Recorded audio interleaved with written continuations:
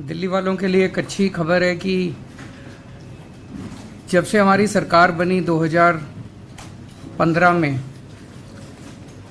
तब से दिल्ली में ट्रैफिक कम करने के लिए और पोल्यूशन कम करने के लिए हम एक प्रीमियर बस एग्रीगेटर स्कीम लाने की कोशिश कर रहे हैं।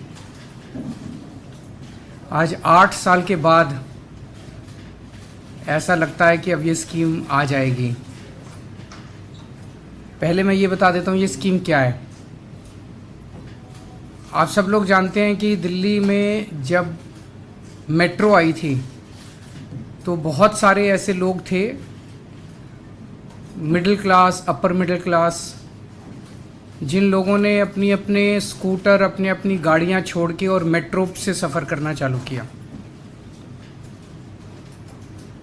धीरे धीरे मेट्रो में इतनी ज़्यादा भीड़ होने लगी कि कुछ लोग फिर वापस अपनी गाड़ी और अपने स्कूटर पे आ गए। अब जो लोग बसों में ट्रैवल करते हैं, अब दिल्ली में बसों की संख्या भी काफ़ी ज़्यादा बढ़ गई है। बसों में कोई बहुत ज़्यादा भीड़ नहीं होती जो हम लोगों ने अभी सर्वे कराया, लेकिन फिर भी एक लोगों के दिमाग में वो है कि बसों में आप देखेंगे अक्सर केवल लोअर मिडिल क्लास या लोअर क्लास के लोग, इकोनॉमिक क्लास के लोग ट्रैवल करते हैं।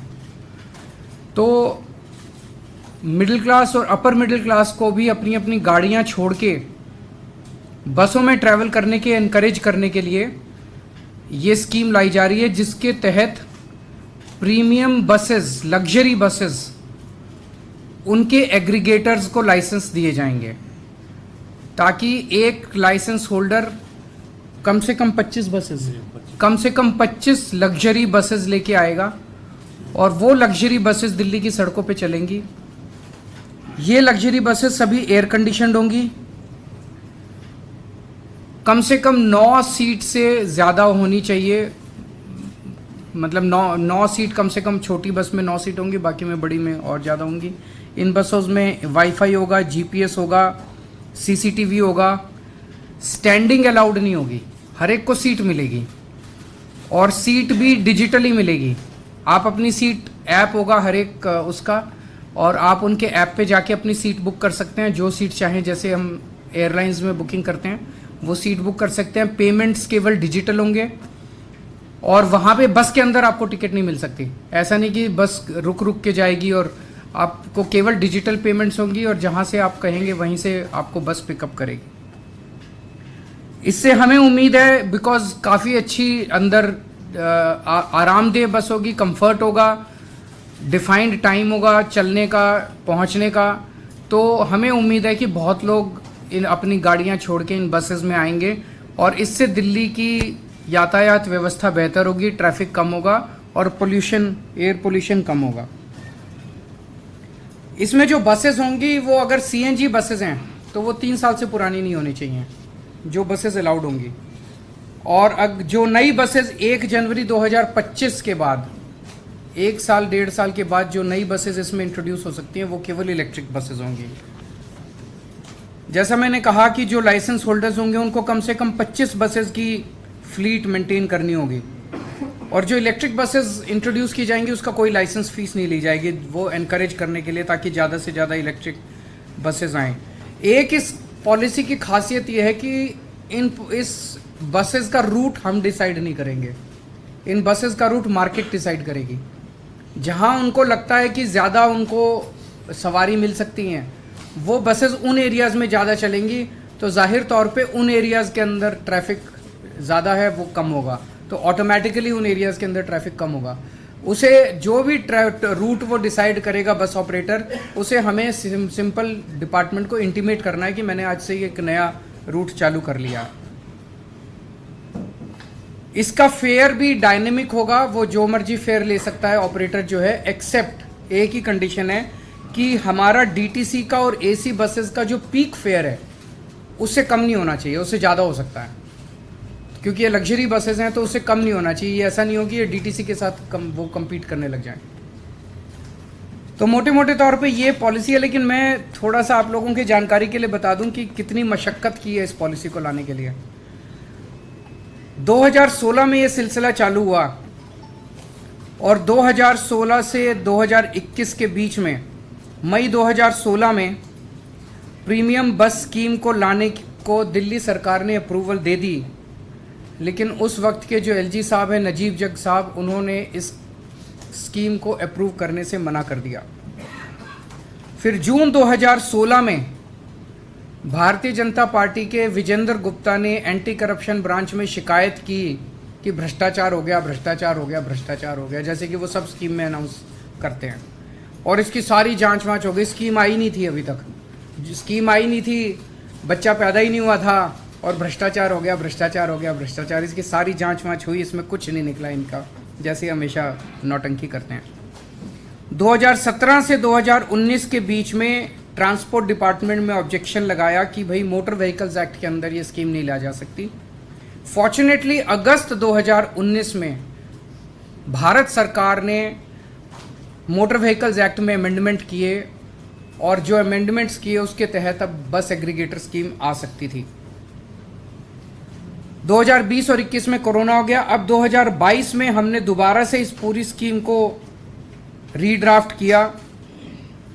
18 अगस्त 2022 को पब्लिक कमेंट्स के लिए इसको डाला गया। 8 सितंबर तक कमेंट्स आए, उन कमेंट्स को और इसको लीगली वेट करके 8 मई को इसे दिल्ली सरकार की मुख्यमंत्री की अप्रूवल मिली और 25 मई को एलजी साहब की इसको अप्रूवल मिली। तो एलजी साहब से जब ड्राफ्ट स्कीम अप्रूव होके आई तो इसको दोबारा पब्लिक के कमेंट्स के लिए डाला गया 29 मई को। और जो अब कमेंट्स आए हैं उन सारे कमेंट्स के साथ, और 27 जुलाई को ट्रांसपोर्ट डिपार्टमेंट ने एक स्टेक होल्डर कंसल्टेशन भी किया, उससे जितने कमेंट्स आए, तो जो कमेंट्स आए हैं उसमें जो एलजी साहब ने अब अप्रूव की थी स्कीम वो बहुत ही माइनर 2-4 छोटे मोटे चेंजेस हैं। ये आज मैं अप्रूव कर रहा हूँ इस स्कीम को और आज इसको एलजी साहब के पास भेजा जा रहा है। तो जैसा कि एलजी साहब इसको ऑलरेडी 25 मई को अप्रूव कर चुके हैं, तो उसमें बहुत माइनर चेंजेस हैं। मुझे उम्मीद है कि एलजी साहब इसको अब जल्दी अप्रूव कर देंगे और अब दिल्ली पूरे देश का पहला शहर होगा जहां पे इस किस्म की बस एग्रीगेटेड प्रीमियम बस एग्रीगेटर स्कीम आ रही है। और मेरा अपना मानना है इससे दिल्ली के लोगों को बहुत बहुत सुविधा मिलेगी, ट्रैफिक भी कम होगा, अच्छा ट्रांसपोर्ट भी मिलेगा, वर्ल्ड लेवल का ट्रांसपोर्ट मिलेगा और पोल्यूशन भी कम होगा। आज एक और आप लोगों को जानकारी के लिए बता दें, दिल्ली अकेला शहर था पूरे देश में, अकेला राज्य था जब कोविड के समय में हमने देखा कितनी तकलीफ हुई थी, लेकिन उस वक्त भी कई कोरोना वॉरियर्स थे जिन्होंने अपनी जान दांव पे लगा के दिल्ली के लोगों की सेवा की थी। जो कोरोना वॉरियर्स शहीद हो गए, ऐसे लोगों को दिल्ली अकेला राज्य है जिसने 1-1 करोड़ रुपए की उनकी शहादत का सम्मान करते हुए उनके परिवार को, मैं, मेरे मंत्रीगण, उनके घर जा जा के हम उनको 1-1 करोड़ रुपए का चेक दे के आए थे। ऐसे बहुत सारे डॉक्टर्स हैं, हेल्थ वर्कर्स हैं, पुलिस वाले हैं, सफाई कर्मचारी हैं, टीचर्स हैं, पैरामेडिक्स हैं, वॉलंटियर्स हैं। अभी पिछली जो मीटिंग हुई, इसका एक ग्रुप ऑफ मिनिस्टर्स है जो अप्रूव करता है, उसमें 2 नाम और अप्रूव किए गए हैं।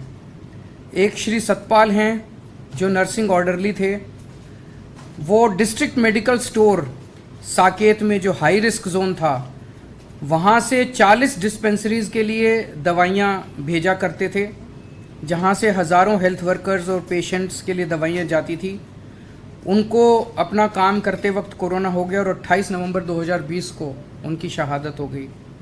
इसी तरह से एक कांस्टेबल अमित कुमार हैं दिल्ली पुलिस के, भरतनगर पुलिस स्टेशन में लॉकडाउन के तहत जो कंटेनमेंट जोन्स हैं, तो दीप चंद बंधु अस्पताल के आसपास बहुत हाई रिस्क एरिया का जो कंटेनमेंट जोन था, वहाँ इनकी ड्यूटी लगी थी। वहाँ कई पेशेंट्स आते थे, उनको भी वहाँ पे कोरोना हो गया और 5 मई को 2020 को इनकी शहादत हो गई। इन दोनों को 1-1 करोड़ रुपए की राशि अभी अप्रूव की है। तो ओवरऑल अभी तक हम 92 कोरोना वॉरियर्स को 1-1 करोड़ रुपए की राशि दे चुके हैं, अप्रूव कर चुके हैं। 92 करोड़ रुपए हम इन 92 करोड़ कोरोना वॉरियर्स को दे चुके हैं। मैं उम्मीद करता हूँ इनकी आत्मा को शांत, भगवान से प्रार्थना करता हूँ शांति मिले और हम पूरी तरह से इनके परिवार की जो भी ज़रूरत पड़ेगी मदद करेंगे। सो इन दोनों मुद्दों पे अगर आपके कोई प्रश्न है तो। सर, पहला सवाल है, लास्ट टाइम जब आपने जैसे